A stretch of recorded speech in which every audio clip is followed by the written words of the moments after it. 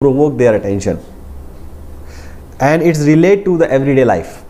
It must relate to the everyday life or experience, because you don't want to use examples which people may not be able to understand. This is new one, I just added last night. And then you reveal the essence, the key part of the message in the last, right? So we want oh my response. So after they see the communication, they should be able to understand. At the end, you need to reveal the real message, what exactly you are trying to convey. Also strive for the unity. Use the right color, design, music to support your message presentation. So it mostly is like a creative, right? You need to create a right environment, right colors, right messages, right music, and address the whole thing. Illustrate as a part of larger picture how this historic home is an example of larger communication, larger community story. So you can show them the whole picture of the organization, why we exist, what are we doing. Okay.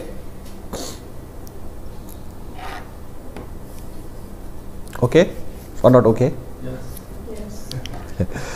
Okay. So guiding principles in the interpretive model is, we need to tell why do you need this product, why do you need this particular product. Is interpretive model is usually mostly used in brand communications, when you are promoting your brand or your products and services or your vision and mission, not specific policy processes. And then you will say how this product will benefit you.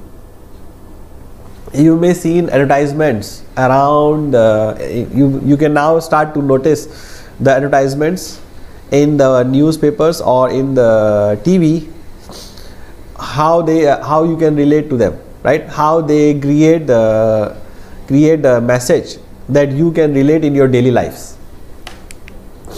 How little it will cost and easy to do. Reveal the message at the end, that how is it easy to do it or not.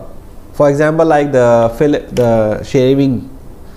electronic shaving by Philips. What they are doing is they are relating you that, oh, you may be very in a hurry to do, you may have a cut while you are shaving, correct? Sometimes you may have if it's a battery, they will show, oh, your actually battery may be down, and when you actually need it most.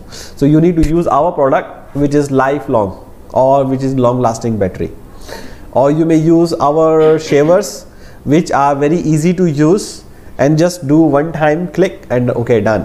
So you don't need to actually invest a lot of time in doing it. So they are not showing the price that is cheap. If the price is the decision factor, then you will say it's very cheap compared to the others.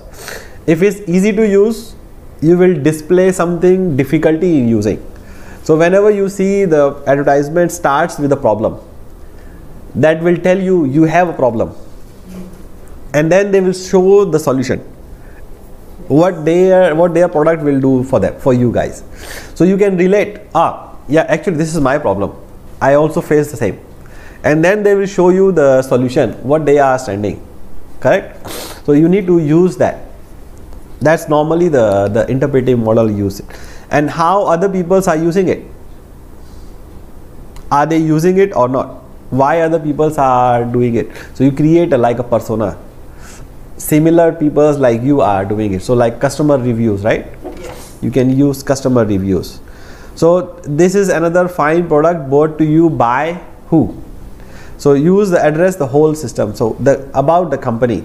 So if you have like multiple products, then you don't want to just limit to your particular product only. You want to promote the entire brand. For example, like Philips does, LG does, from the house of LG, from the house of Philips, from the house of the Hitachi or another companies. So they not promote only the aircon, they promote the entire product range or the brand name, so that you can associate later on. If you are watching their any other product, you will be recalling the previous message what they are doing, right?